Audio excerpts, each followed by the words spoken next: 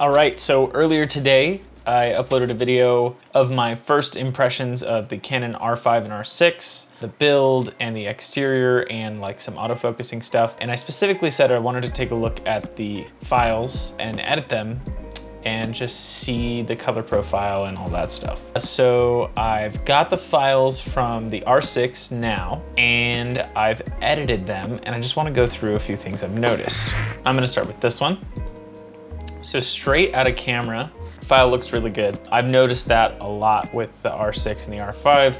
Straight out of camera, they look great. If you're gonna be doing minimal editing, like use one of these cameras, it's very good. But like as far as adjusting colors and stuff and dynamic range, we were able to retrieve pretty much the whole sky. And I mean, if I wanted to push it more and make it look more dramatic, I could.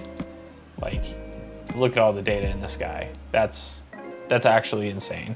I just kind of did a really basic edit. I got rid of the blue cast, or most of the blue cast, and then just kind of defined the sky a little bit more, and that was it. Now, something I've wanted to check on the R6, it is a, I believe, 24 megapixel sensor, if not 20. But I wanted to check like the cropping in. So this is cropped in pretty significantly. So this is the ratio it used to be in, and then I cropped it in. And for social media use, like I think I'm actually gonna post this photo. For social media, this is really good. This is 400% zoomed in. You're never gonna do that. So unless you're printing large or whatever, R6 is great. So this edit, I did pretty much the exact same thing. I just changed the colors to be a little bit warmer and defined it a little bit more, added some contrast, and that is it, and it held up great. All right, this one I got a little bit more complicated with the editing, but again, I'm not pushing the file that crazy, just adding some extra contrast in the background and richening up those colors a little bit. And it turned out really good. Same thing here, recovering those highlights. There is really good highlight recovery. But yeah, as far as files, it's a lot easier to work with them. I just got into Capture One. I'm actually on their 30-day free trial. But the reason I'm doing that is because the software I normally use, Lightroom, doesn't have any profiles for the Canon R5 or R6. So I jumped into Capture One, and it actually has a lot of good tools. So I might be switching to it, we'll see. All right, so this is a really good example of a photo that is severely overexposed, and in some parts severely underexposed. So let's really push that dynamic range and see how far it goes. I'm just going to bring down the highlights.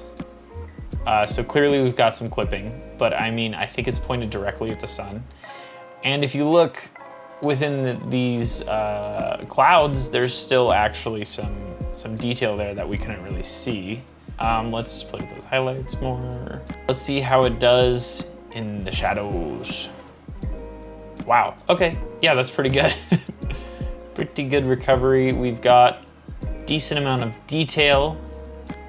We're losing some color detail, and we're getting some clear noise, some color noise, because we're lifting it that much. But again, that was zoomed in 400%, so not that crazy. Yeah, I don't think that this image would be usable.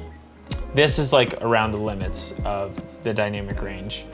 You can tell that the sun is completely clipping it, and those shadows are losing some of that detail, and some color noise is popping up. But honestly, this is an insane shot. Like, I'd like to see how other cameras stack up on like a shot similar to this. Sadly, I don't have anything from my A6500. Otherwise, I would show you, but this is still pretty good performance as far as dynamic range.